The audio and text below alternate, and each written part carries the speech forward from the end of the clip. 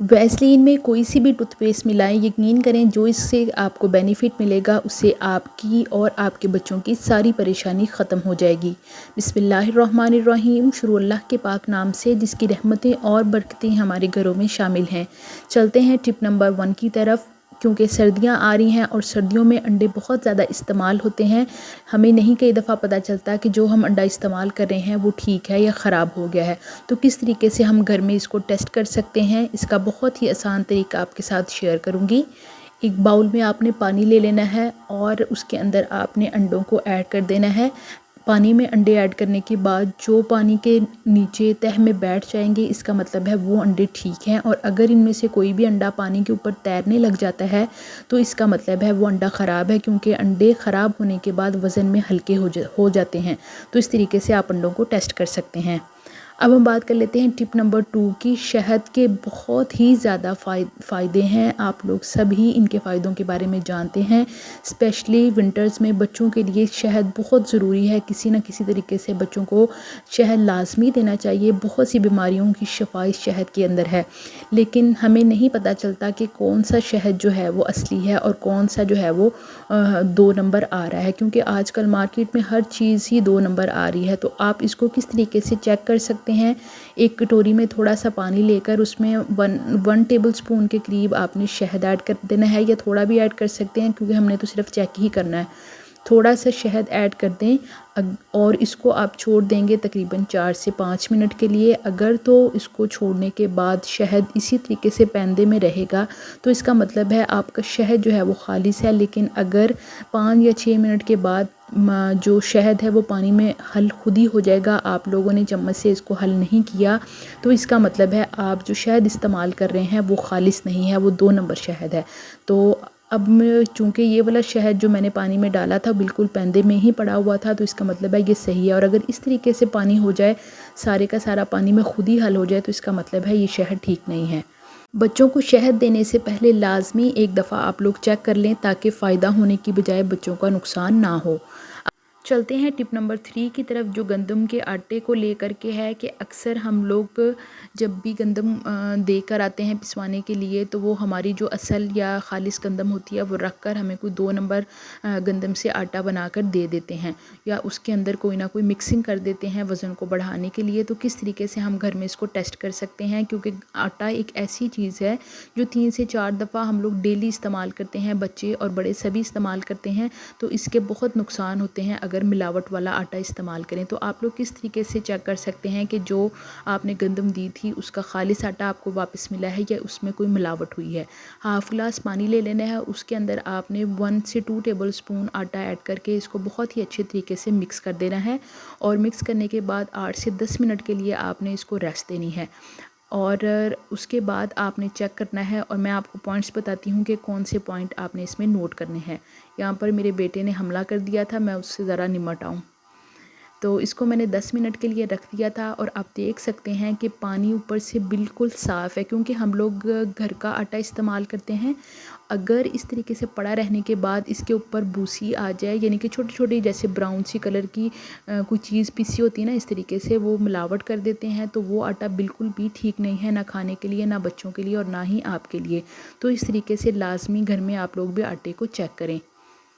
चलते हैं tip number 4 की तरफ। अक्सर हम लोग बलाई वगैरह जमा कर लेते हैं मक्खन और घी बनाने के लिए, और उसको बनाने में घंटों गुजर जाते हैं, बहुत से बर्तन भी ख़राब होते हैं और हमारा बहुत सा टाइम भी वेस्ट हो जाता है। तो आज मैं आपके साथ शेयर करूंगी कि किस तरीके से हम लोग इस मलाई से मक्खन और घी सिर्फ़ और सिर्फ 10 से 15 मिनट में तैयार कर लेंगे।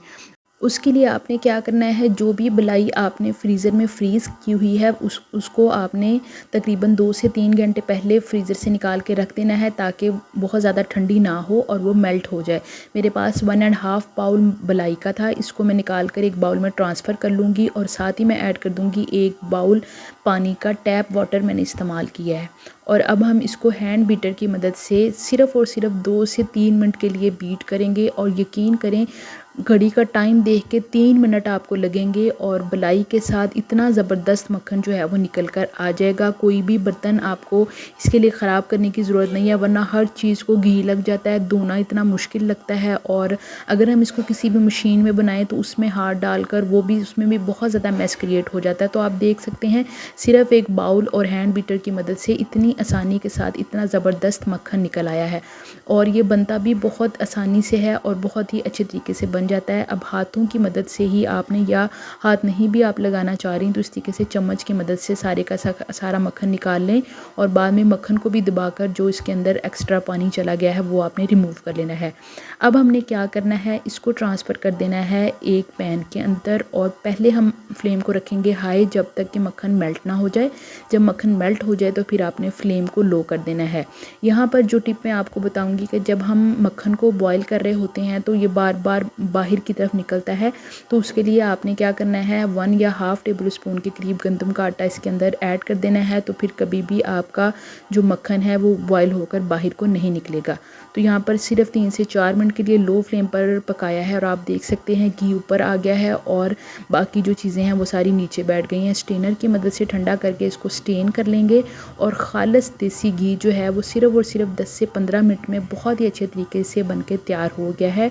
आप लोग लाजमी इस तरीके से बनाएं और आप लोगों का टाइम भी इससे बचेगा और जो इतना ज़्यादा मैस क्रिएट हो जाएगा उससे भी बच जाएंगे। और इस तरीके से खुद बेशक आप बाज़ार से लाकर इस्तेमाल कर लें, लेकिन बच्चों को खालिस घी निकाल कर दें तो इंशाल्लाह उनको फ़ायदा भी होगा और आपका बहुत सा टाइम भी वेस्ट होने से बच जाएगा। तो आपने लाजमी मुझे बताना है कि आपको आज की टिप्स कैसी लग रही हैं। चलते हैं टिप नंबर 5 की तरफ, जो हमारी वैसलीन को लेकर के है कि सर्दियों में इसके इतने फ़ायदे हैं कि आप लोग ख़ुद भी जानते हैं। सर्दियों में बहुत ही हमारे लिए फ़ायदेमंद होती है वैसलीन, तो इसलिए इस तरीके से आप भी मेरी तरह बड़ा सा एक जार मंगवा कर रख लें और सारी सर्दियाँ टेंशन फ्री हो जाएँ, क्योंकि आपकी बहन बहुत ही अमेजिंग सी टिप्स आपके साथ शेयर करती रहेगी। इसके लिए आपने क्या करना है, थोड़ी सी टूथपेस्ट ले लेनी है और इसमें हम ऐड कर देंगे थोड़ी सी कोलगेट या वो टूथपेस्ट जो आप घर में डेली इस्तेमाल करते हैं, कोई सी भी आप ले सकते हैं। सर्दियों में या इस मौसम में आपको पता है मच्छर बहुत ज़्यादा होते हैं और कई दफ़ा कॉइल वगैरह लगाना या कुछ भी बच्चों की स्प्रे वगैरह करना भूल जाते हैं हम लोग, तो फिर मच्छर बच्चों के काट लेते हैं या बड़ों के भी, और उस पर बहुत ज़्यादा ख़ारिश होती है और कई दफ़ा तो इतनी ख़ारिश होती है कि बच्चे ज़ख़म भी कर लेते हैं, क्योंकि बड़ों को तो पता है कि ज़्यादा नहीं ख़ारिश करनी, तो बच्चों को तो इस चीज़ का नहीं पता ना। और वैसे भी जहाँ पर मच्छर काट जाए वहाँ पर बहुत ज़्यादा इचिंग होने शुरू हो जाती है। तो आपने इस तरीके से कोलगेट को और वैसलीन को अच्छे तरीके से मिक्स करना है कि बिल्कुल ये मरहम की तरह बन जाए, और फिर जिस हिस्से पर बच्चे के ख़ारिश हो रही है या ज़ख़म हो गया है या इचिंग हो रही है उस जगह पर अप्लाई कर दें। हाथों पर, पाँव पर, फेस पर, जिस्म के किसी भी हिस्से पर आप इसको अप्लाई कर सकते हैं। इसका कोई भी नुकसान नहीं है, बल्कि इसके बहुत ही फ़ायदे हैं। जैसे ही आप अप्लाई करेंगे फ़ौरन से ख़ारिश ख़त्म हो जाएगी, अगर इचिंग हो रही है तो वो भी ख़त्म हो जाएगी। तो मुझे उम्मीद है कि आज की टिप्स आपको बहुत पसंद आई होंगी। अगर पसंद आई हैं तो मेरे चैनल को ज़रूर सब्सक्राइब करें और वीडियो को भी लाइक कीजिएगा। मिलते हैं नेक्स्ट वीडियो में। अपना बहुत सारा ख्याल रखिएगा, दुआ में याद रखिएगा। अल्लाह हाफिज़।